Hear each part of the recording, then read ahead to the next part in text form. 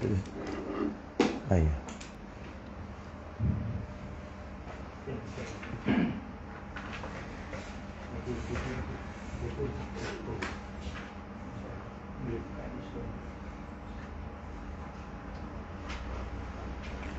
Bismillah. Assalamualaikum warahmatullahi wabarakatuh. Alhamdulillah. Alhamdulillahi hamdan katsiran tayyiban mubarakan fi kama yuhibbu rabbuna wa yarda.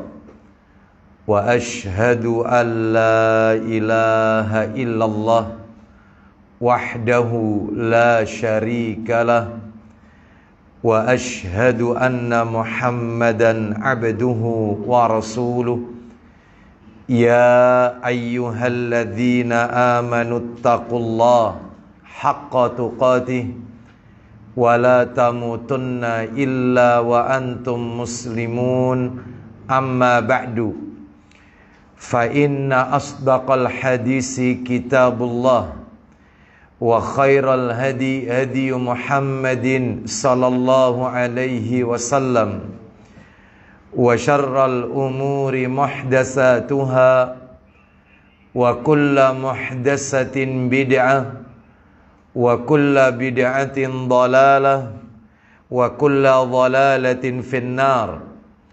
Ikhwan wa akhwati fillah, bapak-bapak, ibu-ibu, kaum muslimin dan muslimah, jamaah Majelis Taklim Al-Fat yang semoga dimuliakan oleh Allah Subhanahu wa taala. Kepada sahibul bait, semoga Allah Subhanahu wa taala melimpahkan karunia rahmat dan barakah pada keluarga dan kediaman beliau. Puji dan syukur tidak henti-hentinya selalu kita panjatkan kepada Allah Subhanahu wa taala atas segala karunia nikmat yang telah Allah berikan kepada kita, sehingga kita dipertemukan kembali di majelis ini tetap dalam rangka thalabul ilmi, menuntut ilmu. Semoga Allah Subhanahu wa taala mengaruniakan kepada kita ilmu yang bermanfaat, sebagaimana doa yang Nabi ajarkan kepada kita, Allahumma inni as'aluka ilman nafi'an. Ya Allah, sesungguhnya aku memohon kepadamu ilmu yang bermanfaat. Dan Nabi juga melanjutkan doanya berlindung kepada Allah dari ilmu yang tidak bermanfaat. Wa a'udzubika min ilmin la yanfa', dan aku berlindung kepadamu dari ilmu yang tidak bermanfaat. Semoga Allah memberikan kepada kita hidayah taufik sehingga kita mampu mempelajari ilmu ini dengan baik dan benar sesuai dengan petunjuk Allah dan Rasulnya sallallahu alaihi wasallam. Bapak Ibu kaum muslimin dan muslimah rahimani wa rahimakumullah, sore hari ini kita akan lanjutkan materi kita. Pembahasan kita di Sabtu pekan ketiga di Majelis Taklim Al-Fat ini adalah pembahasannya sebuah kitab yang ditulis oleh Syekh Abdul Aziz bin Fathi As-Sayyid Nada hafizahullahu ta'ala, yaitu kitab yang berjudul Mausu'atul Adab Al-Islamiyah Al-Murattabah Alal Hurufil Hijaiyah, yang artinya diterjemahkan dengan terjemahan bebas Ensiklopedia Adab Islam menurut Al-Quran dan As-Sunnah. Kalau kita mau artikan secara apa adanya sesuai dengan judul asli kitabnya, ya judulnya adalah Ensiklopedia Adab Islam yang urut sesuai dengan huruf hijaiyah. Makanya Bapak Ibu kalau sudah punya bukunya seperti yang dimiliki oleh Pak Fatul itu di rak bukunya, Ensiklopedia Adab itu dibahas secara huruf hijaiyah. Jadi mulai dari huruf alif. Huruf alif itu adab kepada misalnya al-adabu ijarah. Adab yaitu mempekerjakan orang. Ya, adab yaitu kepada pembantu, itu maksudnya. Jadi sesuai dengan huruf hijaiyah. Baik Bapak Ibu sekalian, karena kita masih belum memasuki buku tersebut, kita masih berada di awal-awal pembahasan. Kita masih berada di pembahasan adab kepada Rasulullah Sallallahu Alaihi Wasallam. Kalau tidak salah pada waktu itu kajian bulan yang lalu, ya mudah-mudahan Bapak Ibu masih ingat ya, bahwasanya di antara 14 bentuk adab seorang muslim kepada Rasulullah Sallallahu Alaihi Wasallam, ya, dari 14 adab itu kita baru berbicara satu adab. Jadi masih tersisa 13 adab. Ya, bagaimana sikap seorang mukmin kepada baginda Rasul Sallallahu Alaihi Wasallam. Baik, saya akan lanjutkan materi kita. Kita akan bahas adab-adab kepada Rasul berikutnya. Sekedar mengingatkan dari apa yang sudah kami sampaikan bulan yang lalu, adab yang pertama kepada Rasul adalah mengimani bahwa beliau Sallallahu Alaihi Wasallam adalah Rasul yang diutus untuk seluruh alam. Nah itu. Jadi mengimani bahwasannya Rasulullah Sallallahu Alaihi Wasallam diutus oleh Allah untuk seluruh alam. Nah, seluruh alam ini yang meliputi alam manusia, alam jin, alam hewan, dan lain-lain. Adapun alam manusia yang meliputi manusia Arab dan manusia non-Arab atau ajam. Ya, sehingga tidak ada istilah Islam Nusantara, Islam Malaysia, Islam Timur Tengah, tidak ada. Islam cuman satu yang dibawa oleh Rasul Sallallahu Alaihi Wasallam. Waktu itu bulan yang lalu dalil-dalilnya juga sudah saya sampaikan lengkap.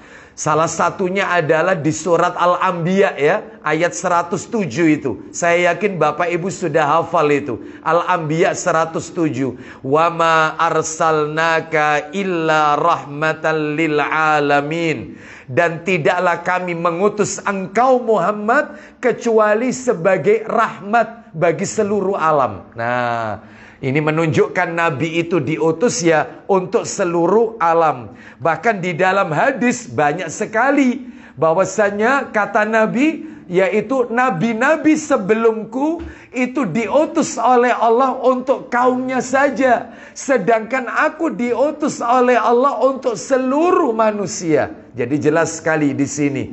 Baik, bahkan pada waktu itu bulan yang lalu juga sudah saya sampaikan syubhat-syubhat. Menepis syubhat-syubhat. Misalnya ada seseorang yang mempertanyakan, kenapa ya Nabi itu kok diutusnya di negeri Arab? Kenapa kok tidak selain Arab? Kenapa kok dari Arab? Lah itu juga sudah saya sebutkan. Untuk membantah syubhat itu ada di Quran itu jawabannya.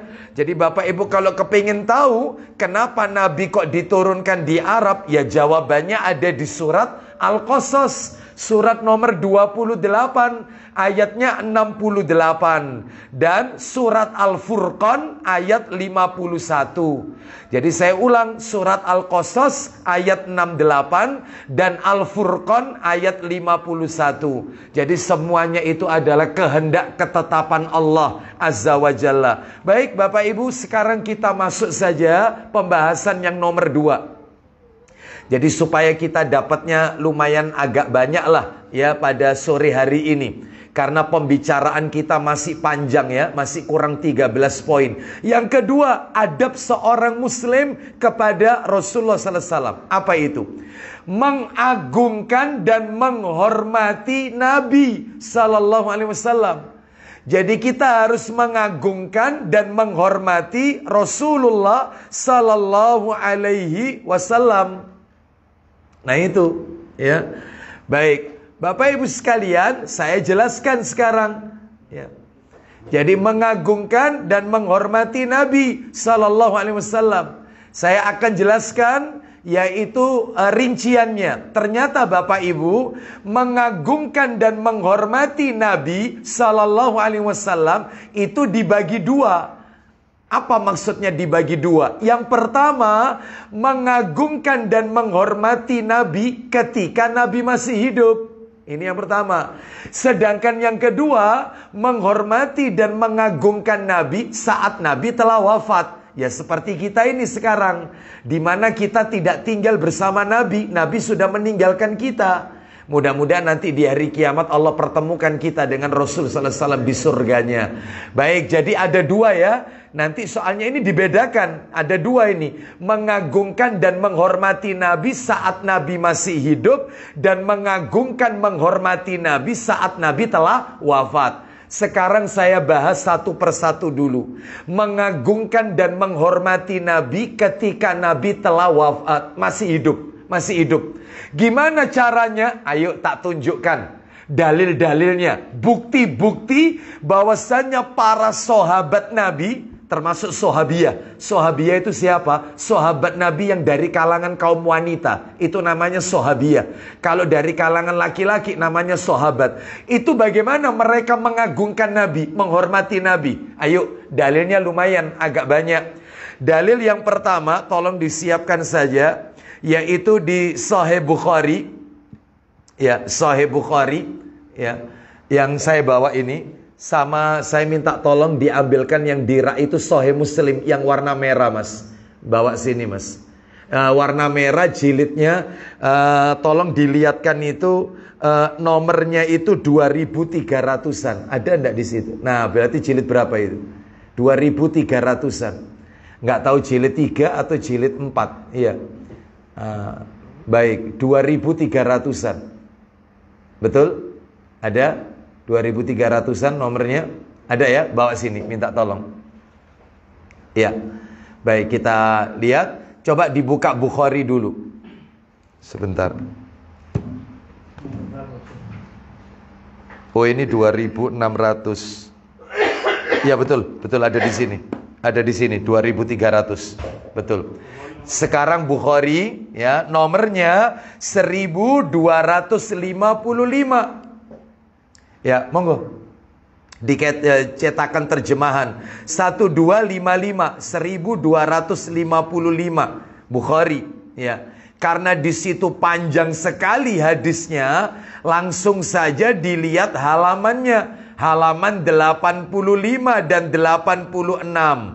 Ya, di situ nanti dicari, yaitu dari Urwah bin Mas'ud radhiyallahu an menceritakan kepada kaumnya tentang sahabat Nabi. Ada enggak? Nomor halaman 85 dan 86. 85 dicari, bawah ada kata-kata Urwah mengatakan. Ada? Ketemu Pak Didi? Halaman 85.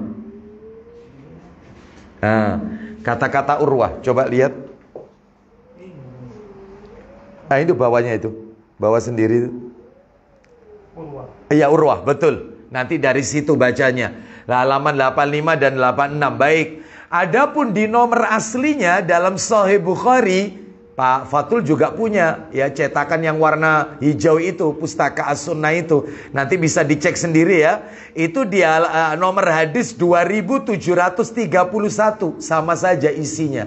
2731 nomor aslinya. Ayo silakan kita baca yang cetakan terjemahannya. Ya, nomor 1255. Silakan kita dengarkan baik-baik. Ya. Tarnya Urwah, betul dari situ. Urwah bin Mas'ud, silakan. Tanya Urwah, siapakah ini? Iya. Orang yang banyak menjawab, aku Abu Bakar. Ya, terus? Katanya, yang sebelah sini, sebelah sini. Yang ini. Nah, itu coba. Sesudah itu Urwah. Nah, coba situ. Mulai dari situ. Sesudah itu Urwah, dari situ aja. Sesudah itu Urwah menatap sahabat-sahabat Nabi sallallahu alaihi wasallam. Nah, mulai kita dengarkan ceritanya dari Urwah. Melihat sahabat-sahabatnya Nabi mengagungkan Rasul itu kayak apa? Kita lihat, lanjut. dengan kedua matanya. Terus. Kata Urwah, Ya. demi Allah, kalau Rasulullah SAW meludah dan jatuh di telapak tangan seseorang di antara mereka, maka digosokkan ke muka dan kulitnya. Jadi Nabi itu kalau meludah, ludahnya Rasul itu jatuh di tangan para sahabat, itu langsung oleh para sahabat diusapkan ke wajah mereka dan kulit mereka. Sampai kayak gitu. Dan selama Nabi dibiarkan. Mereka ngalap berkah dari fisiknya Nabi. Ya. Mereka mengagungkan Nabi dari sisi fisiknya. Dan nanti juga mengagungkan sunnah-sunnah Nabi. Jadi para sahabat itu ketika Nabi masih hidup, tolong dibedakan ya, ketika Nabi masih hidup, mengagungkan Nabi itu caranya itu ada dua. Fisiknya diagungkan, ajarannya Rasul juga diagungkan. Contoh fisiknya diagungkan, ya ini, ludahnya Rasul diusapkan ke wajah mereka. Lanjut, kalau Rasul berwudu, teruskan Pak Didi, lanjutkan. Apabila beliau memberi perintah, ya maka mereka cepat melakukan perintah itu. Para sahabat itu kalau dapat perintah nggak pakai ditunda-tunda. Sami'na wa ata'na. Langsung. Itu sahabat. Berarti mengagungkan ajaran Rasul. Lanjut teruskan. Apabila beliau berwudu, maka hampir-hampir mereka berkelahi berebut air bekas wudu beliau. Kalau Nabi wudu, sisa air wudunya dijadikan rebutan. Sampai-sampai mereka hampir berkelahi. Fisiknya Nabi diagungkan. Tapi Rasul loh ini, Rasul ya, Rasul lah. Kalau orang zaman sekarang ya mengobati, meruqyah dengan pakai apa itu air minum, pakai sedikit diludahi. Ini maka tentunya tidak sesuai dengan ajaran Nabi Sallallahu Alaihi Wasallam ya. Kita lanjutkan Bapak Ibu sekalian, rahimani wa rahimakumullah. Terus lanjut. Apabila beliau bersabda, maka mereka merendahkan suara di sisi beliau. Apabila Nabi itu bersabda, memberikan wejangan, memberikan tausiah, menyampaikan sabda, itu mereka para sahabat yaitu khusyuk mendengarkan apa yang Nabi sebutkan, ya, merendahkan diri. Lanjut teruskan. Dan mereka tiada menunjukkan pandangan pada beliau karena membesarkannya. Jadi sahabat itu kalau Nabi bersabda nggak mau lihat Nabi, semuanya menunduk. Pokoknya sami'na wa ata'na. Itu sahabat. Ketika Nabi masih hidup, mereka mengagungkan fisiknya dan mengagungkan ajarannya Rasul Sallallahu Alaihi Wasallam. Sampai di situ. Sekarang saya tunjukkan yang riwayat Muslim. Kitabnya ada di depan saya ini. Sebentar saya carikan. Nanti nomornya berdekatan soalnya. Sahih Muslim nomornya, nomor asli ya. Yang saya pegang ini nomor asli ini. Nomor 2324. 2324 ini. 2324. Ya. Silakan. Afwan tangan kiri. Ya, langsung. Ya. 2324. Ayo dibaca dari Anas bin Malik radhiyallahu an. Bagaimana itu ceritanya sahabat mengagungkan Nabi?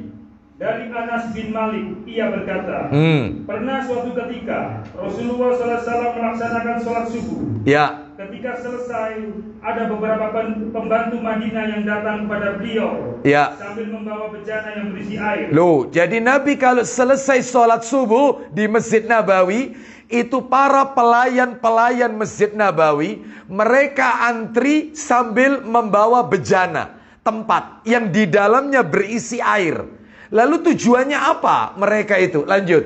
Lalu beliau memasukkan tangannya ke dalam bejana tersebut. Nabi mencelupkan tangannya di dalam bejana yang ada airnya itu. Semuanya ke bagian celupan tangannya Rasul. Lanjut teruskan. Mereka datang kepada Rasulullah SAW di pagi yang dingin. Ya. Lalu beliau memasukkan tangannya ke bejana-bejana mereka. Nah, untuk apa? Untuk sebagai campuran air minuman mereka.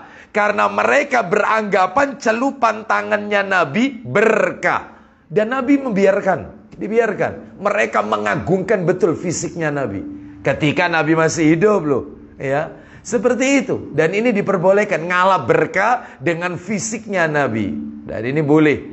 ketika Nabi masih hidup. Bapak Ibu sekalian, rahimani wa rahimakumullah. Ini bukan ponari, bukan. Kalau ponari nggak ada berkah, ya. Bahkan ketika mencelupkan tangannya saja, yaitu dia sambil main game, kan gitu ya. Ceritanya kan gitu. Tapi sudah nggak dengar lagi ini cerita tentang ponari, ya. Jadi Rasul tidak, Rasul ini fisiknya berkah. Ya, kita lanjutkan lagi. Ayo coba dibuka Sahih Muslim 2325. Nomor satu lagi. Urut ini ya, 2325. Ya, betul. Lanjutannya, pokoknya dicari nomor 2325. Dari Anas lagi radhiyallahu an. Silakan. Dari Anas ia berkata. Apa katanya? Aku benar-benar pernah melihat Rasulullah SAW sedang dipotong rambutnya. Nabi itu ketika potong rambut, Bapak Ibu. Jadi Nabi itu ketika tahallul, potong rambut, haji wada ini. Lanjut, apa yang terjadi? Oleh seorang tukang cukur. Iya. Sedangkan para sahabat beliau mengitarinya. Terus, kenapa kok para sahabat mengitari Nabi yang saat itu lagi potong rambut? Lanjut. Mereka tidak ingin ada sehelai rambut pun yang jatuh. Kecuali ke tangan seseorang di antara mereka. Mereka rebutan setiap helai rambut Nabi yang jatuh itu ketika dipotong. Mereka ngalah berkah dengan rambutnya Nabi. Bayangkan. Jadi inilah bentuk mengagungkan Nabi. Sekali lagi ya, tanda kutip, saat Nabi masih hidup. Fisiknya diagungkan, ajarannya dibesarkan, diagungkan. Itu sahabat. Luar biasa, mereka cinta betul sama Nabi. Ya. Lanjut, tambahkan lagi Sahih Muslim 2331. Agak jauh dikit ini, 2331. Ya, dari Anas bin Malik radhiyallahu an. Ayo dibaca, silakan.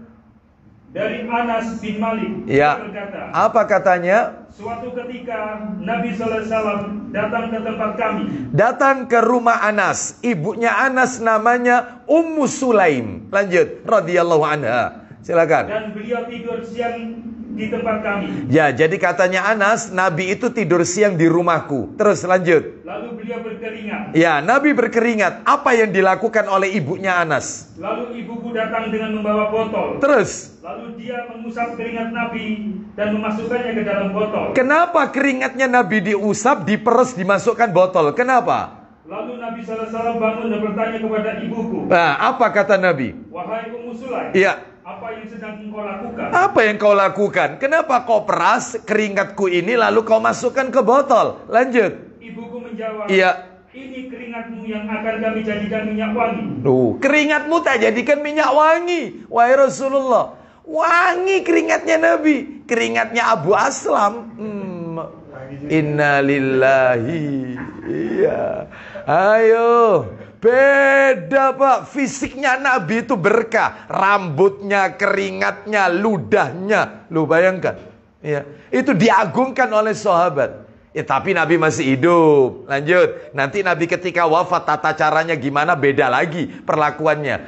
Silakan lanjut terus, tambahkan lagi, tetap nomornya tetap 2331, tapi versi lain. Nah, versi lain dari Anas lagi. Versi lain, bukan keringatnya yang diperas untuk dijadikan parfum, tetapi keringatnya Nabi itu diusap, diperas, diletakkan di air, dijadikan campuran air minumannya Ummu Sulaim. Keringatnya Nabi itu diminum. Wih. Lanjut baca, silakan. Ya, poin 84, silakan. Ayo. Dari Anas bin Malik ia berkata. Ya, silakan. Suatu ketika, ya, Nabi SAW masuk ke dalam rumah Ummu Sulaim. Ya. Dan tidur di atas tempat tidurnya. Lanjut. Dan Ummu Sulaim tidak ada di rumah. Lanjut. Anas berkata. Ya. Pada hari yang lain Nabi SAW datang dan tidur di tempat tidur Ummu Sulaim. Lanjut. Lalu ada orang yang mendatangi Ummu Sulaim dan mengatakan kepadanya. Ya.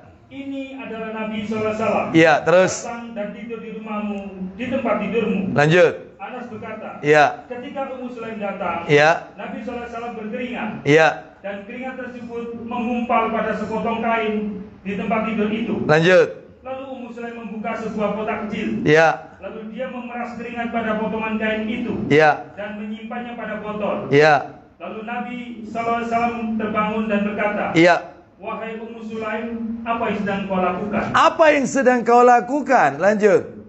Dia atau Ummu Sulaim menjawab. Ya. Wahai Rasulullah SAW, kami berharap berkah darimu untuk kami. Nabi menjawab, engkau benar. Engkau benar. Itu masih ada lagi riwayat yang lain. Dijadikan campuran minumannya oleh Ummu Sulaim. Dan masih banyak versi-versi yang lain. Ya, baik, kita lanjutkan. Mungkin Bapak Ibu bertanya, kenapa kok dari tadi Anas bin Malik? Karena Anas bin Malik radhiyallahu an ini yaitu diantarkan oleh ibunya Ummu Sulaim kepada Rasul sejak usia 10 tahun. Ummu Sulaim berkata, wahai Rasulullah, biarkan anakku ini ikut bersamamu.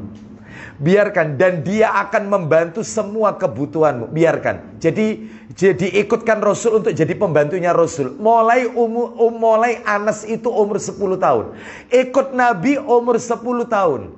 Ya. Rasul wafat usia 63, Anas bin Malik umur 20 tahun. Ikut Nabi mulai umur 10 tahun, bersama Nabi juga 10 tahun. Makanya Nabi usia 53, Anas umur 10 tahun. Nabi umur 63, Anas umur 20 tahun. Nabi wafat 63, Anas umur 20 tahun. Dan Anas didoakan oleh Nabi. Kenapa? Karena kesetiaannya Anas bin Malik. Kebutuhannya Rasul, air wudhu, baju besi perangnya, semua yang menyiapkan Anas bin Malik radhiyallahu an. Lalu kemudian Nabi mendoakan, Anas bin Malik didoakan, Allahumma atil hayatahu, ya Allah panjangkan umurnya, waghfir lahu, ampuni dosa-dosanya, wa aktsir malahu wa walad, perbanyak hartanya dan anak keturunannya, dan dikabulkan oleh Allah. Anas bin Malik radhiyallahu an wafat usia 103, anaknya 106,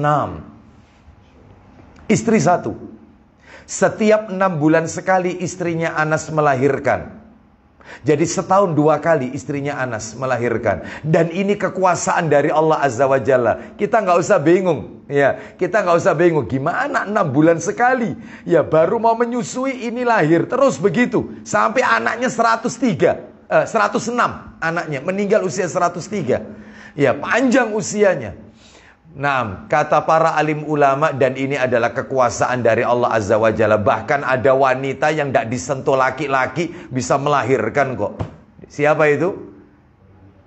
Ya, Maryam melahirkan Isa, nggak disentuh laki-laki. Ya, di mana itu Maryam melahirkan Isa? Yaitu di dekat pohon kurma. Itu ada di surat Maryam. Lah kok sekarang pakai Natal? Pohon apa itu? Pohon cemara. Dari mana asalnya cemara itu? Ya, Isa itu lahir di dekat pohon kurma. Lah kok simbolnya pohon cemara? Dari mana itu? Ya, Bapak Ibu sekalian rahimani wa rahimakumullah. Jadi tentunya ini menyelisih daripada sejarah. Kita lanjutkan Bapak Ibu sekalian. Jadi bahwasannya mereka para sahabat mengagungkan Nabi sallallahu alaihi wasallam, fisiknya dan ajarannya, ya. Baik, sekarang kita akan sampaikan yaitu cara mengagungkan Nabi, ya, menghormati Nabi saat Nabi telah wafat. Nah, seperti sekarang ini, ya. Seperti yang terjadi sekarang ini. Bagaimana itu caranya? Yaitu dengan cara mengikuti sunnah-sunnahnya, menumbuh suburkan sunnah-sunnahnya. Makanya ada buku Bapak Ibu, boleh dimiliki. Bahkan saya juga menyampaikan buku itu di majelis taklim yang lain, yaitu di Masjid Al-Firdaus PP Legi. Itu kajiannya membahas kitab yang berjudul Sunanu Qallal Amalu Biha, sunnah-sunnah Nabi yang jarang diamalkan, sunnah-sunnah Nabi yang sudah mulai ditinggalkan oleh umatnya. Nah, itu ya. Baik, jadi banyak sekali ternyata, ya, sunnah-sunnah Nabi yang sudah mulai asing, ya, asing di tengah-tengah kaum muslimin. Kenapa? Karena saking jarangnya, ya, betapa seringnya, yaitu betapa jarangnya mereka melakukan, maksud saya. Baik, sekarang kita lanjutkan. Jadi caranya adalah menghormati Nabi, mengagungkan Nabi ketika Nabi telah wafat dengan cara apa? Mengagungkan sunnahnya, tidak mengolok-olok sunnahnya, tidak mencaci maki sunnah Nabi, tidak menjadikan buah ejekan, tertawaan, cibiran sunnah Nabi. Enggak. Jadi sami'na wa ata'na, itu ya. Baik, jadi kalau ada di masyarakat yang masih suka mengolok-olok sunnah Nabi, misalnya nih, ada orang makan pakai tangan, nggak pakai sendok. Setelah makan, jari jemarinya dijilati. Itu kan sunnah Nabi itu. Nabi yang mengajarkan. Lalu sebagian kaum muslimin berkata, makan kok kayak kucing. Dijilatin. Itu berarti dia tidak menghormati sunnah Nabi. Ada orang yang pakai siwak, mau sholat bersiwak, pakai kayu siwak. Lalu temannya yang lain berkata, wong orang zaman milenial kok kembali ke zaman onta. Jadi menurut mereka siwak itu adalah zaman jahiliyah, zaman onta. Ini juga bentuk penghinaan, olok-olokan kepada sunnah Nabi. Kalau Anda tidak mampu menjalankan sunnah Nabi, lebih baik diam, jangan mengolok-olok. Gitu ya. Kenapa? Karena Anda kalau mengolok-olok sunnah Nabi, hati-hati, Islamnya bisa batal. Sebab orang itu ketika mengucapkan 2 kalimat syahadat, terutama syahadat yang kedua, wa asyhadu anna Muhammadar Rasulullah, dan aku bersaksi Nabi Muhammad itu utusan Allah, konsekuensinya adalah dia wajib menghormati, mengagungkan sunnah Nabi, bukan menjadikan buah ejekan candaan. Nggak boleh. Ya, baik, sekarang kita akan masuk yaitu yang nomor 3. Ya, nomor 3. Adab kepada Rasulullah yang nomor 3. Apa itu yang nomor 3? Tidak boleh berlebihan kepada Nabi Muhammad sallallahu alaihi wasallam. Nggak boleh. Jadi tidak boleh berlebihan kepada Nabi sallallahu alaihi wasallam karena beliau adalah sosok manusia biasa yang telah Allah muliakan dengan risalah. Jadi Nabi itu manusia biasa seperti kita, Bapak Ibu. Ya makan, ya minum, ya berumah tangga, ya punya anak keturunan, ya tidur seperti kita, layaknya manusia. Cuman bedanya dengan kita, beliau menerima wahyu dari Allah, utusan Allah. Jadi berarti kalau gitu Ustadz, kesimpulannya di dalam diri Nabi itu ada 2 dimensi. Iya, ada dimensi hamba, ada dimensi utusan Allah. Dimensi hamba, nggak boleh kita memuji beliau, memuliakan beliau sampai dalam taraf ketuhanan, yaitu hulu, sikap berlebihan sampai dalam taraf uluhiyah. Nggak boleh. Ya, sewajarnya saja memuji Nabi, memuliakan sampai pada taraf ketuhanan. Nggak boleh. Tetapi ketika sisi yang lain, Rasul itu juga punya dimensi utusan Allah, menerima wahyu dari Allah, maka ucapannya Nabi jangan ditolak. Jangan, karena beliau utusan. Makanya saya sering kali katakan, semua ucapan manusia di muka bumi ini silakan boleh Anda tolak. Boleh. Tapi ada ucapannya satu orang yang tidak boleh Anda tolak. Wajib Anda taati, Anda imani. Siapa? Rasul sallallahu alaihi wasallam.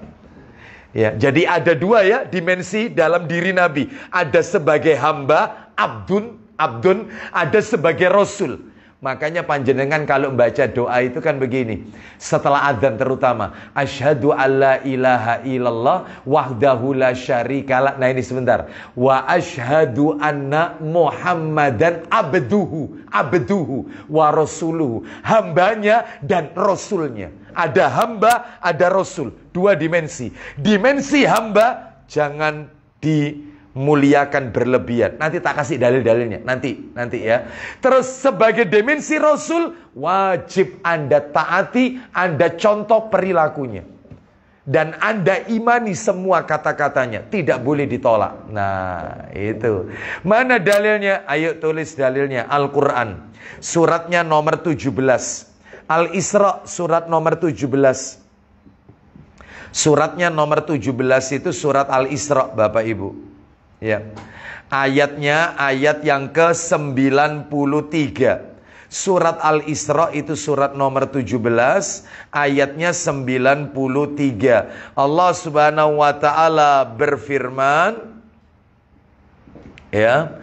Itu poin akhirnya sebenarnya ya, tapi nggak apa-apa, nanti terjemahannya dari depan. Saya bacakan penggalan ayat aja yang ada di bawah, yaitu ucapan Qul subhana rabbi hal kuntu illa basyarar rasula. Bagian bawah sampai terakhir itu ya. Silakan Mas dibaca, nggak apa-apa yang bawah. Katakanlah Muhammad, silakan.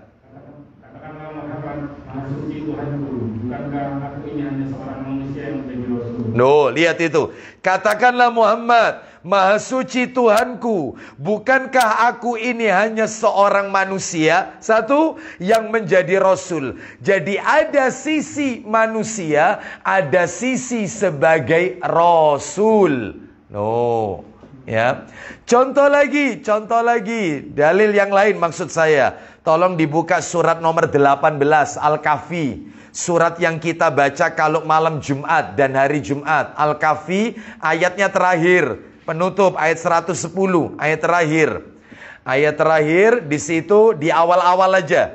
Saya baca, Allah berfirman, "Qul innama ana basyarum mislukum yuha ilayya annama ilahukum ilahu wahid." Silakan baca. Katakanlah Muhammad, sesungguhnya aku ini hanya seorang manusia seperti kamu. Terus. Yang telah menerima wahyu. Stop. Perhatikan kalimatnya.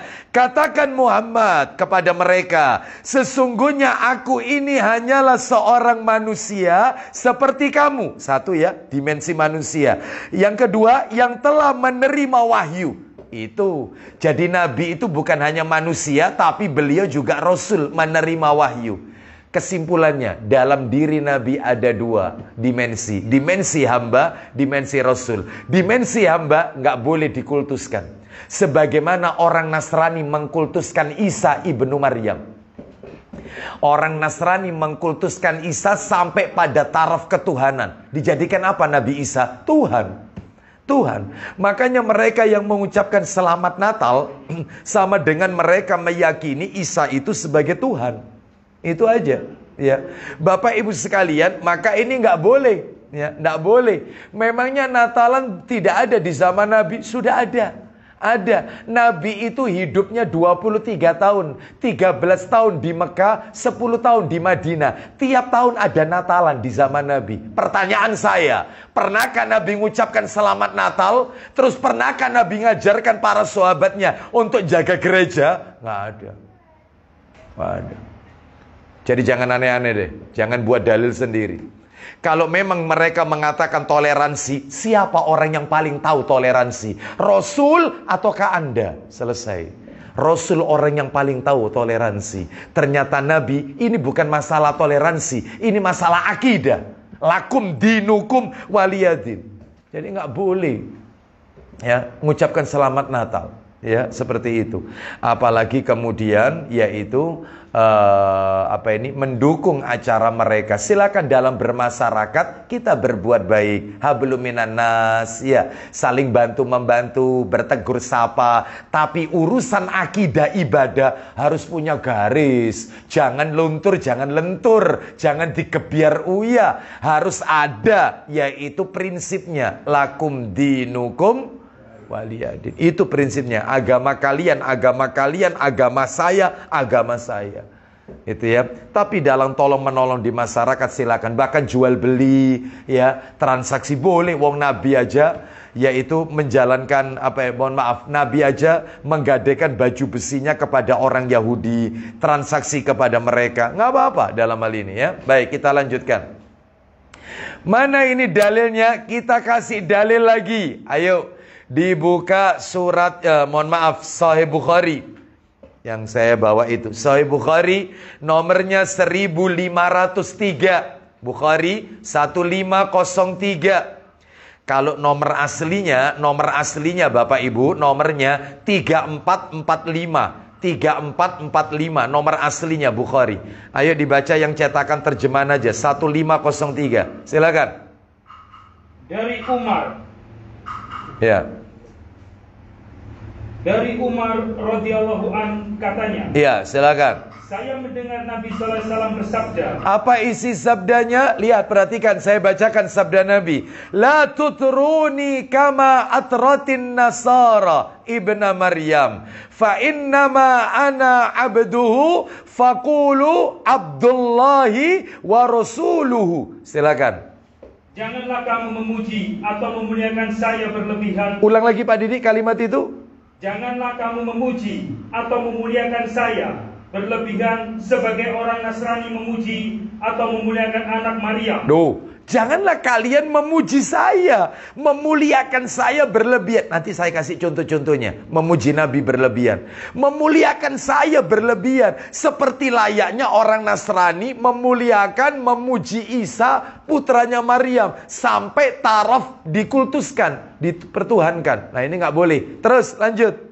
Maka katakanlah hamba Allah dan Rasulnya. Oh, belum, ada yang kepotong itu. Saya hanya hamba Allah. Nah, saya ini hamba Allah, kata Nabi. Maka katakanlah nomor satu, hamba Allah. Nomor dua, dan Rasulnya. Dua dimensi. Saya ini hamba Allah dan saya ini juga utusannya Allah. Karena saya hamba Allah, jangan dikultuskan, jangan memuji saya berlebihan. Dan karena saya utusannya Allah, ucapan saya jangan dipermasalahkan. Nabi menyuruh kita berjenggot, malah dijadikan buah cibiran. Jenggot tambah panjang, tambah panjang, tambah bodoh katanya. Kita Rasul bilang angkat celanamu, sarungmu, yaitu jangan menutupi mata kaki, jangan melakukan isbal, malah dikatakan kayak kebanjiran. Repot. Nabi mengatakan rapatkan soft, kecuali kemarin ya, karena memang ada hajat, yaitu karena terkondisikan penyakit virus ini, sehingga softnya itu renggang-renggang. Sekarang kan sudah disuruh pemerintah kita memperbolehkan soft rapat. Bahkan perintahnya awal itu ya merapatkan soft. Apa kata mereka? Nabi itu memerintahkan soft, memerintahkan supaya soft itu rapat, supaya syaitan itu tidak masuk di celah-celah soft. Apa kata mereka? Kalau menurut saya, alhamdulillah setan itu mau ikut sholat. Bayangkan. Ucapannya Rasul dijadikan guyonan, ejekan. Ya ini Pak, ya ini yang tidak boleh itu begini. Karena tidak hormat ini sama Nabi, tidak punya adab kepada Rasul Sallallahu Alaihi Wasallam. Ya, nggak boleh. Ya, oleh karena itu, maka saya akan tunjukkan lagi dalil yang lain. Nah, sebelum tak kasih contoh-contohnya. Atau saya kasih langsung contoh aja deh, sambil dalilnya menyusul nanti.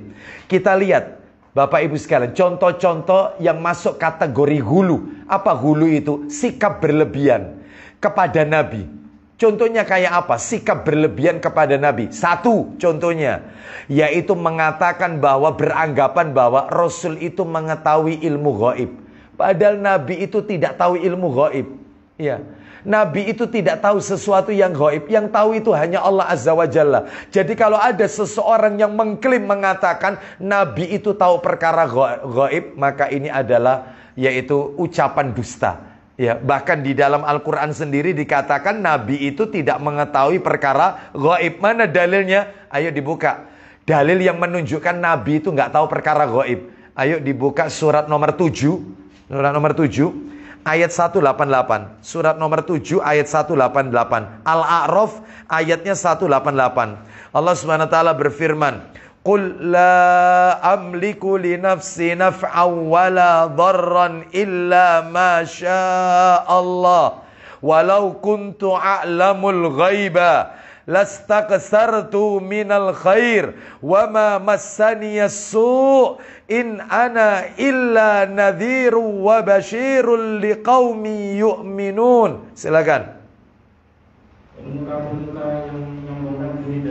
1188 ya. Ya, 188. Al-A'raf 188. Surat nomor 7 ayatnya 188. Katakanlah Muhammad, silakan. Katakanlah Muhammad. Ya. Mendatangkan manfaat maupun menolak mudarat bagi diriku kecuali apa yang dikehendaki Allah. Satu, lihat perintahnya Allah kepada Nabi supaya disampaikan kepada orang-orang kafir. Katakan Muhammad kepada mereka, aku tidak kuasa mendatangkan manfaat maupun menolak mudarat bagi diriku kecuali apa yang sudah dikehendaki Allah. Nomor 2 Pak, lanjut. Sekiranya aku mengetahui yang gaib. Ulang lagi kalimat itu, Pak. Sekiranya aku mengetahui yang gaib. Loh, andai kata aku tahu yang gaib, maka niscaya aku membuat kebajikan sebanyak-banyaknya. Dan tidak akan ditimpa bahaya. Stop. Bapak Ibu tahu kejadiannya perang Uhud, bukankah rahangnya Nabi pecah? Andai kata Nabi itu tahu tentang perkara gaib, mestinya Nabi tahu sesaat lagi akan ada anak panah yang akan mengarah ke wajah beliau. Maka beliau cepat-cepat akan menghindar. Berarti ini menunjukkan karena Nabi terluka, berarti Nabi nggak tahu perkara gaib. Lah kok ada orang zaman sekarang itu ada istilah apa ini? Werusak durungi winara, tahu sebelum terjadi. Loh. Ya, seperti itu. Ya, kayak dukun itu, lihat. Dia tahu siapa yang ngambil, dia tahu, bahkan ada orang yang tahu kapan kiamat, menerka-nerka yaitu kiamat. Kiamat itu kurang sekian tahun. Lah ini kan mengada-ada sesuatu perkara yang hanya Allah saja yang berhak mengetahuinya. Jadi Nabi tidak mengetahui yaitu yang gaib. Loh Ustadz, Nabi itu kok tahu tentang surga, tentang neraka, Nabi cerita tentang adab kubur, Nabi juga cerita tentang isinya surga, isinya neraka. Itu kan gaib semua. Nabi kok tahu Ustadz? Ya diberitahu oleh Allah. Karena tidak mungkin Nabi itu berbicara perkara-perkara gaib kecuali semua itu wahyu dari Allah Azza wa Jalla. Mana dalilnya? Tak tambahi lagi dalil. Ayo dibuka surat nomor 72 Al-Jin. Surat nomor 72, surat nomor 72 Al-Jin. Surat nomor 72 Al-Jin. Surat 72 ayatnya 26. 26 dan 27. Alimul ghaibi fala yudhiru ala ghaibihi ahada illa man irtadha mir rasulin fa innahu yasluku min baini yadayhi wa min khalfihi rasada. Silakan. Dia mengetahui yang gaib, tetapi dia tidak memperlihatkan kepada siapapun tentang yang gaib itu. Loh, Allah mengetahui yang gaib dan Allah tidak memperlihatkan kepada siapapun tentang yang gaib itu. Lanjut ayat 27-nya, kecuali Pak? Kecuali kepada Rasul yang diridhoinya. Loh, kecuali kepada Rasul yang diridhoinya. Siapa yang dimaksud Rasul yang diridhoinya? Nabi Muhammad Sallallahu Alaihi Wasallam. Jadi nggak mungkin Nabi itu ngarang, itu nggak mungkin. Nggak mungkin. Ya, mengada-ada perkara gaib. Semuanya itu wa mayantiqul anil hawa in huwa illa wahyu yuha. Tidaklah yang Nabi ucapkan itu berdasarkan hawa nafsunya, melainkan yang Nabi ucapkan itu wahyu dari Allah. Makanya nggak usah kaget Nabi bicara tentang tanda-tanda kiamat. Nabi Isa akan turun nanti. Imam Mahdi akan keluar. Dajjal akan muncul. Ya'juj Ma'juj. Ini kan berita gaib. Dari mana Nabi kok tahu? Allah Azza wa Jalla. Itu. Jadi tolong. Ya, jangan mengatakan Rasul itu mengetahui yang gaib. Nabi itu tahu yang gaib kecuali Nabi tidak mengetahuinya kecuali dari Allah Azza wa Jalla. Jadi ini berlebihan. Terus kemudian juga yaitu berdoa di sisi kubur Nabi. Ini termasuk juga perkara berlebihan ini. Jadi mintanya itu bukan kepada Allah, tetapi mintanya itu kepada Rasul. Jadi Nabi itu dijadikan perantara dalam doanya. Contohnya Ustadz, maaf ini Bapak Ibu. Pernah tidak Bapak Ibu itu mendengarkan doa itu kalau mau berdoa itu pakai begini dulu. Syai'ulillahi khususan ila Rasulillahi sallallahu alaihi wasallam syai'ulillahi walahumul Fatihah. Ya, dikirimi Fatihah dulu. Nabi Muhammad. Bahkan bukan hanya Nabi Muhammad yang dikirim Al-Fatihah, malaikat Jibril, ya, termasuk khususan ila Nabi Khidir, khususan ila Syekh Abdul Qadir Jailani, khususan dikirimi Al-Fatihah semua. Jadi mereka pakai perantara tersebut, orang-orang soleh yang telah mati. Maka ini adalah syirik Bapak Ibu sekalian. Uda'uni astajib lakum. Berdoalah kalian kepadaku, niscaya akan aku kabulkan. Itu surat Ghafir itu. Jadi kalau berdoa kepada Allah nggak usah pakai perantara. Seperti itu. Ya, kecuali kalau orangnya masih hidup, boleh. Dulu ketika Nabi masih hidup, mereka para sahabat mintanya kepada Nabi. Contoh, Nabi pada saat khutbah Jumat, ada seseorang yang mengacungkan tangan. Wahai Rasulullah, berdoalah engkau kepada Allah agar Allah menurunkan hujan di daerah kami. Karena tempat kami ini kekeringan, banyak hewan yang pada mati, gagal panen. Musim paceklik, kemarau panjang. Berdoalah kepada Allah. Itu Nabi mengangkat kedua tangannya, lalu Nabi membaca doa 3 kali. Doanya ringkas. Allahumma aghisna, Allahumma aghisna, Allahumma aghisna. Ya Allah, turunkan hujan kepada kami, turunkan hujan kepada kami. Turunkan hujan kepada kami. Itu Nabi turun dari mimbar, sudah turun hujan.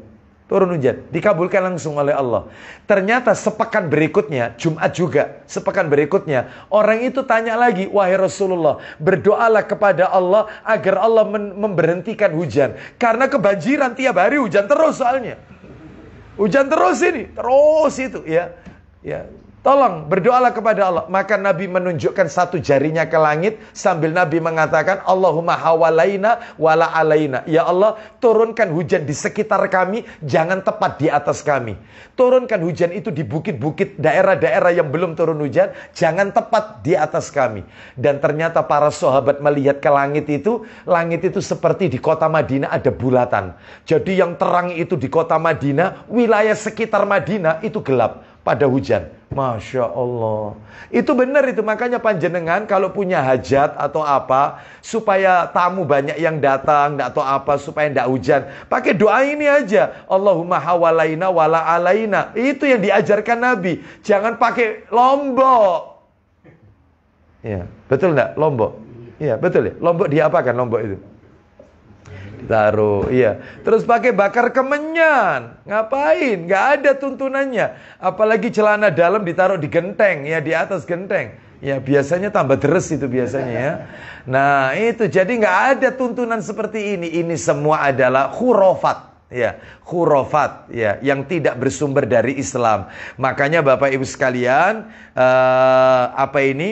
kalau meminta itu kepada siapa? Kepada Allah Azza wa Jalla. Jangan meminta kepada orang-orang yang telah mati. Mana dalilnya? Meskipun mereka orang soleh, minta itu kepada Allah. Jadi kecuali ya kalau orangnya masih hidup. Tadi contohnya sudah saya sampaikan. Bapak Ibu tahu, ketika Nabi telah wafat, di mana kuburannya Nabi? Masjid Nabawi. Kan dekat sama Masjid Nabawi. Rumahnya Aisyah maksud saya. Nabi itu kan dimakamkan di dalam kamarnya Aisyah radhiyallahu anha, radhiyallahu anhuma. Yang sekarang ini posisinya ada di dalam Masjid Nabawi. Kan begitu. Bapak Ibu tahu semenjak Nabi wafat tidak ada satupun di antara para sahabat yang datang ke kuburannya Nabi lalu minta sama Nabi. Nggak ada. Karena mereka tahu ini adalah syirik. Bapak Ibu tahu, mereka kalau ingin berdoa, mintanya kepada siapa? Ke Abbas. Siapa itu Abbas? Pamannya Rasul. Saudara kandungnya ayahnya Rasul. Jadi Nabi itu punya paman, ada pamannya itu yang muslim, ada yang kafir. Yang muslim itu Abbas, itu muslim. Hamzah, yang ketika perang Uhud, Hamzah ini tewas, jantungnya dimakan Hindun itu. Nah itu Hamzah, muslim itu. Ya, singa Allah. Ya ini ditakuti oleh orang kafir ini ya. Itu, adapun paman Nabi yang kafir banyak, beberapa di antaranya Abu Thalib, Abu Lahab. Kalau Abu Jahal bukan. Abu Jahal bukan paman Nabi. Yang paman Nabi itu Abu Lahab sama Abu Thalib dan yang lainnya. Baik, mereka datang kepada Abbas. Wahai Abbas, dulu ketika Rasul masih hidup kami meminta beliau untuk berdoa. Sekarang Rasul telah tiada, maka kami meminta Anda berdoalah engkau kepada Allah. Jadi boleh, makanya panjenengan kalau ketemu misalnya seorang Ustadz doakan ya anak saya lagi ujian. Boleh, karena orangnya hidup. Yang tidak boleh itu minta sama orang yang telah wafat, itu syirik. Paham ya sampai di sini ya? Itu orangnya masih hidup boleh itu ya, dan itu pun ada syaratnya kalau minta doa kepada saudara kita ya. Yang pertama syaratnya orang itu orang soleh, tidak sembarangan kita mintai doa. Yang kedua tidak boleh dijadikan habit, kebiasaan. Dikit-dikit kalau ketemu minta doa. Dungakno ya, dungakno. Terus nggak boleh ya, sering-sering begini. Yang ketiga dia sendiri juga harus berdoa. Seperti itu. Wallahu a'lam bishawab. Mana dalilnya? Orang mati tidak akan bisa memperkenankan doa kita. Orang mati nggak mungkin bisa dengar apa yang kita ucapkan. Bahkan nanti orang-orang soleh itu nanti di hari kiamat ketika dia dibangkitkan oleh Allah, itu katanya Allah dalam Al-Quran, dia akan mengingkari kemusyrikan orang-orang tersebut. Loh, Bayangkan, di mana itu dalilnya? Ayo dibuka surat 35. Surat 35 ayat 14. Surat 35 itu surat apa? Fatir, betul. Ayatnya 14. Ayat 14.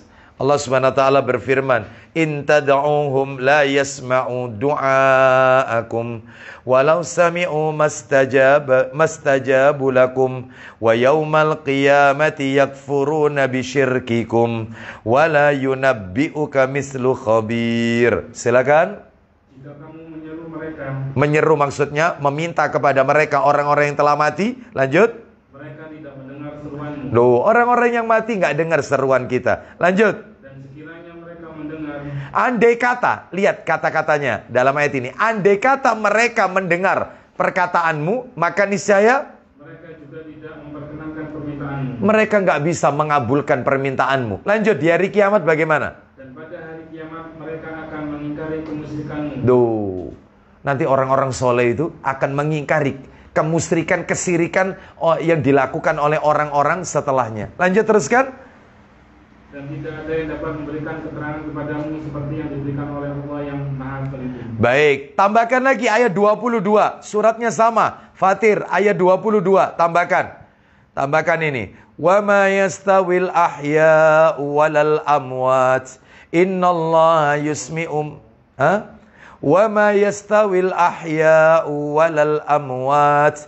Innallaha yusmi'u man yasha. Wa ma anta bimusmi'im man fil qubur. Silakan, ayo. Dan tidak pula sama orang yang hidup dengan orang yang mati. Orang hidup tidak sama dengan orang mati. Lanjut.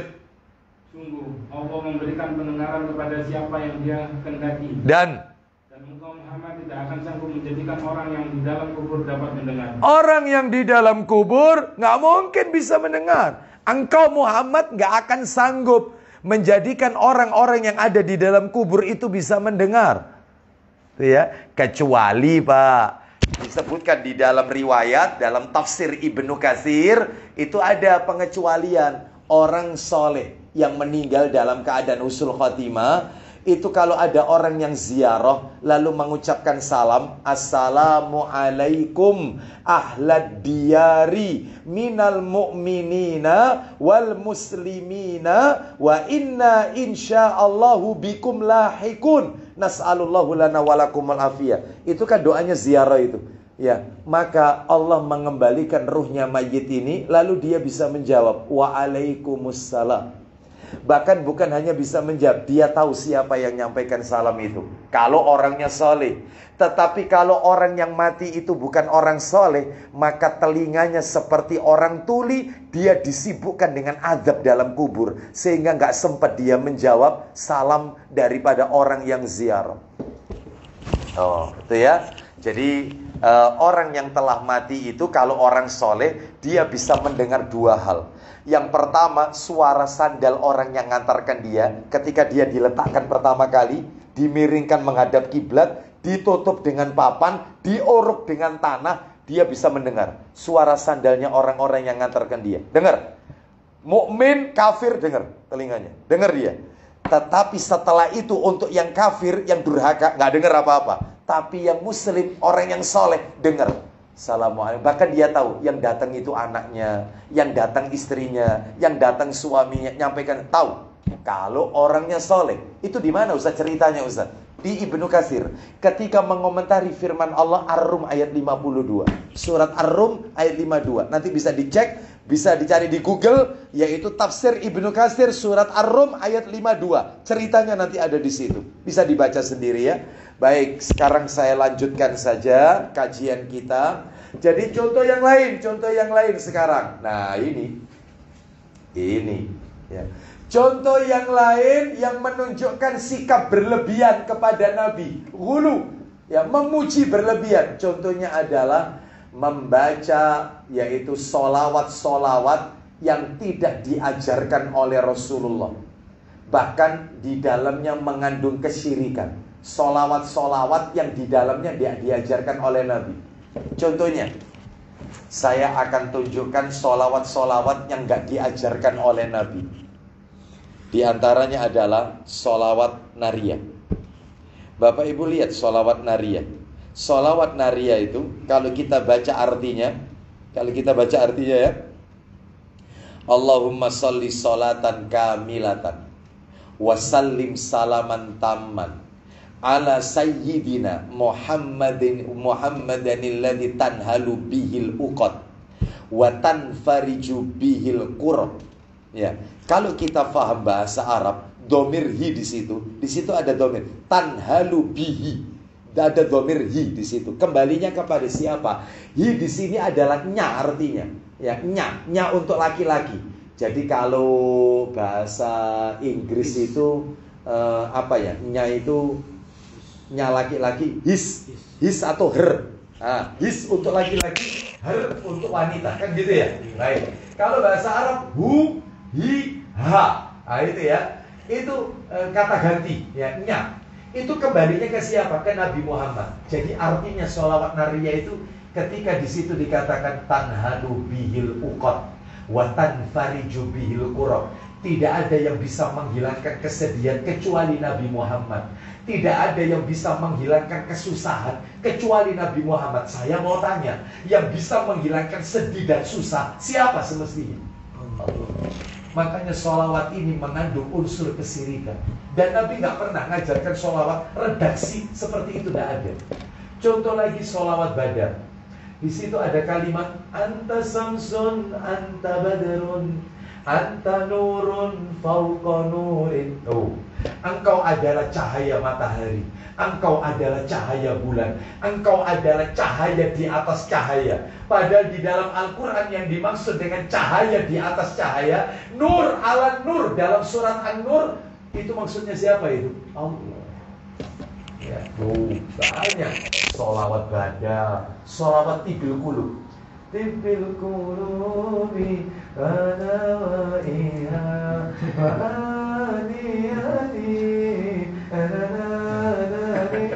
Ada nggak? Ada tidak? Biasanya kalau setelah ada, ya, sholawat tibil kulub. Ini juga redaksi tidak bersumber dari redaksi Rasul, murni buatan. Sedangkan membaca sholawat itu adalah bagian dari ibadah. Yang namanya ibadah baru diterima diridhoi Allah syaratnya dua. Satu, ikhlas. Yang kedua, mengikuti petunjuk Rasul Sallallahu Alaihi Wasallam. Ya. Jadi ini ya, sholawat tibil kulub ini marak waktu itu awal-awal corona. Awal-awal corona, bulan Maret 2020, awal-awal. Sehingga terus itu sholawat tibil kulub, ya. Tibil kulub itu adalah tib itu obat, kulub itu hati, obat hati. Ya. Baik, Bapak Ibu sekalian, ada lagi sholawat Jibril katanya. Ya, nggak ada, ya. Apa sholawat, yaitu ada lagi sholawat apa ini? Sholawat nariyah, sholawat Jibril. Burda, Barzanji. Lalu kemudian juga ada lagi banyak sekali ya nama-namanya. Lalu terus yang benar itu sholawat yang mana? Yang benar itu adalah sholawat Ibrahimiyah. Loh, sholawat Ibrahimiyah itu yang kayak apa sholawat Ibrahimiyah? Yang kita baca kalau kita sholat sedang tasyahud. Allahumma salli ala Muhammad wa ala ali Muhammad kama sallaita ala Ibrahim. Tuh disebut nama Ibrahim. Makanya disebut sholawat Ibrahimiyah. Itu yang benar. Ya itu versinya ada 8 sholawat Ibrahimiyah itu. Versinya toh ada 8. Di antaranya ya, yaitu versi pertama yang riwayat Bukhari. Versi pertama riwayat Bukhari. Allahumma sholli ala Muhammad wa ala ali Muhammad kama shallaita ala Ibrahim wa ala ali Ibrahim innaka Hamidum Majid. Allahumma barik ala Muhammad wa ala ali Muhammad kama barakta ala Ibrahim wa ala ali Ibrahim innaka Hamidum Majid. Innaka Hamidum Majidnya 2 kali. Itu versi pertama dan itu yang paling sempurna itu. Dan itu yang dipakai Rasul terus. Itu riwayat Bukhari. Yang nomor 2, mungkin Bapak Ibu sering pakai yang nomor 2 ini. Innaka Hamidum Majidnya sekali di akhir. Jadi kama sholaita ala Ibrahim, terus wa barik ala Muhammad wa ala ali Muhammad kama barakta ala Ibrahim wa ala ali Ibrahim innaka Hamidum Majid. Versi yang ketiga ada tambahan fil alamina innaka Hamidum Majid. Versi keempat riwayat Ibnu Majah. Allahumma sholli ala Muhammad wa azwajihi wa dzurriyyatihi kama sholaita ala ali Ibrahim wa barik ala Muhammad wa azwajihi wa dzurriyyatihi kama barakta ala ali Ibrahim innaka Hamidum Majid. Apa itu Ustaz? Wa azwajihi wa, didoakan istri-istrinya Nabi dan anak keturunannya Nabi. Itu riwayat Ibnu Majah. Riwayat yang lain Abu Daud, Allahumma Allahumma sholli ala Muhammad abduka wa rasuluk. Abduka wa rasuluka, yaitu ya hambamu dan rasulmu. Nah, jadi beda-beda, intinya sama. Semuanya itu adalah sholawat Ibrahimiyah. Wallahu a'lam wa bishawab. Jadi Bapak Ibu sekalian, kalau membaca sholawat, bacalah yang Nabi ajarkan saja, ya. Baik, terus contoh lagi bentuk-bentuk memuji Nabi, memuliakan Nabi yang berlebihan. Misalnya membaca sholawat Nabi sambil berdiri. Ada tidak? Ya, apalagi kalau sudah ada kata-kata mahallul qiyam, berdiri dari, yaitu tempatnya, berdiri dari tempatnya, maka semuanya berdiri, ya. Lalu membaca sallallahu ala Muhammad sallallahu ala ya Nabi salam. Apa menurut mereka? Menurut mereka punya anggapan ruhnya Nabi datang. Ruhnya Nabi itu datang menghormati ruhnya Nabi yang datang. Nah, ini ya. Jadi Bapak Ibu sekalian, ini menunjukkan kepada kita bahwasanya membaca sholawat tidak perlu melakukan ritual-ritual seperti ini, Bapak Ibu. Ya, tidak perlu melakukan ritual-ritual seperti ini. Ya, baik, kita lanjutkan. Dan ada lagi contoh yang lain. Ada lagi ini. Mohon maaf ini. Menghormati Nabi berlebihan, contohnya, maaf ya, kalau masih di rumah kita masih ada, tolong segera, yaitu karena kita sudah menuntut ilmu, ya ditinggalkan. Apa itu contohnya? Meletakkan kaligrafi Allah Muhammad berdampingan, nggak boleh. Allah sebelah kanan, lafadz Muhammad sebelah kiri, nggak boleh. Atau Allah ada di atas, Muhammad ada di bawah. Lihat itu kaligrafi. Allah kanan, yang sini Muhammad. Gak boleh, ini mengkultuskan Nabi. Tulisan Arab sudah ada di zaman Nabi. Sudah, tulisan Arab. Tapi tidak pernah kita jumpai satupun riwayat di rumah Nabi dan di rumah para sahabat-sahabat Nabi ada tulisan Allah Muhammad. Apalagi yang lebih parah lagi, termasuk pelecehan Al-Quran. Apa itu? Penyalahgunaan fungsi Al-Quran. Quran itu dipajang, bukan untuk dibaca. Ayat kursi dipajang, surat Yasin dipajang. Saya yakin tujuannya baik, niatnya baik. Untuk apa? Supaya rumahnya barokah. Kalau rumah ingin barokah, bukan dipajang, dibaca, bukan dipajang. Ini namanya penyalahgunaan fungsi Al-Quran. Al-Quran dijadikan nada dering handphone. Sama, penyalahgunaan fungsi Quran. Nggak boleh. Ya, itu. Lah terus Ustadz gimana Ustadz? Ya nggak usah dilakukan itu, ditulis. Kalau kepingin tetap ditulis Allah Muhammad, maka ya tulis semua Nabi. Allah di atas, baru Adam, Idris, ya, Daud, sampai paling bawah Nabi Muhammad. Berapa jumlahnya Ustadz? Jumlah Nabi 120.000 lebih, jumlah Rasul 300 lebih Rasul. Yang kita ketahui, kita kenal 25 orang. Itu ditulis semua saja. Nggak apa-apa, yang kayak begitu. Yang nggak boleh itu, lihat di gereja. Bapak Ibu pernah lihat dalamnya gereja ada siapa dalam gereja? Ada patung Isa, ada kemudian Maria dan seterusnya disejajarkan. Kita nggak boleh menyerupai mereka. Dan ibadah mereka di gereja mesti nyanyi. Orang Islam beribadah nggak boleh nyanyi. Nggak boleh nyanyi. Bapak Ibu sekalian, ada aturan, Nabi mengajarkan kita cara beribadah. Ya. Ustadz ini suwe-suwe tambah horor ya. Bapak Ibu sekalian, rahimani wa rahimakumullah, ya. Ini tambah gelap, tambah horor Bapak Ibu. Ya, nggak boleh nyanyi, ya, seperti itu. Baik, kita lanjutkan. Ya, jadi jangan menyerupai orang-orang ahlul kitab dalam beribadah. Baik, Bapak Ibu, kita lanjutkan pembahasan kita. Yang itu tadi yang nomor berapa itu? Adab kepada Nabi yang nomor 3 ya. Adab Nabi yang nomor 3. Sekarang nomor 4. Saya tutup sampai nomor 4 aja. Ya, karena waktunya ini ya. Nomor 4. Nah, ini. Adab kepada Rasulullah SAW yang nomor 4. Mengimani bahwa beliau adalah penutup para nabi.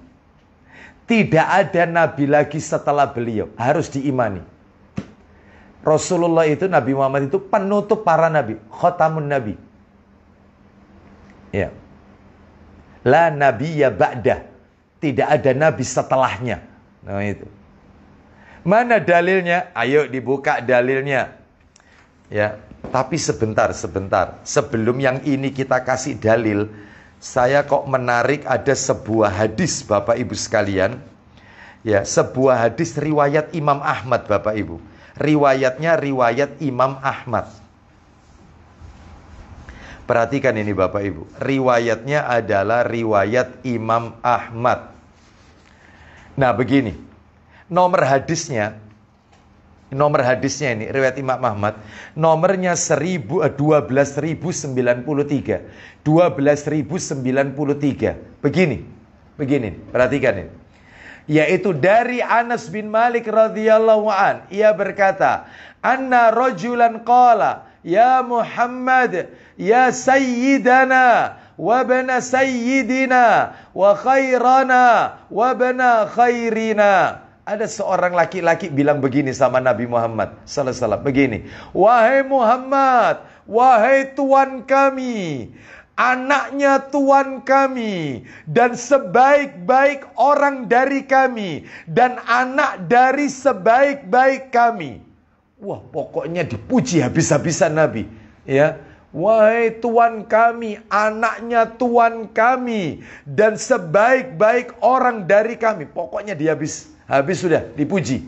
Anda tahu Bapak Ibu, apa kata Nabi? Faqala Rasulullah SAW. Nabi SAW mengatakan kepada seluruh orang pada waktu itu, bukan hanya kepada orang ini. Ya ayuhan nas, alaikum bitaqwakum, wala yastahwiyannakum asyaitan. Apa kata Nabi? Wahai manusia, bertakwalah kalian kepada Allah, janganlah kalian tertipu dengan tipu daya syaitan. Ana Muhammad ibnu Abdullah, Abdullah wa Rasul. Aku memang Muhammad, putranya Abdullah. Aku ini hamba Allah dan aku ini utusannya Allah. Wallahi, ma uhibbu an tarfa'uni fauqa manzilati allati anzalani Allah azza wa jal. Demi Allah, Nabi sumpah loh ini. Demi Allah, aku tidak senang kalian mengangkat diriku lebih di atas derajat yang telah Allah azza wa jalla berikan kepadaku. Allah itu sudah ngasih gelar sama aku Rasulullah. Anda mengucapkan Rasulullah itu sudah gelar paling tinggi, utusan Allah. Jadi jangan berlebihan sayyidina dan seterusnya. Sekarang muncul pertanyaan, apa tidak boleh Ustaz kita mengucapkan kata Sayyidina Muhammad? Apa nggak boleh? Ulama beda pendapat. Sebagian ulama mengatakan, dan ini pendapat yang kuat, kalau di dalam sholat jangan pakai Sayyidina.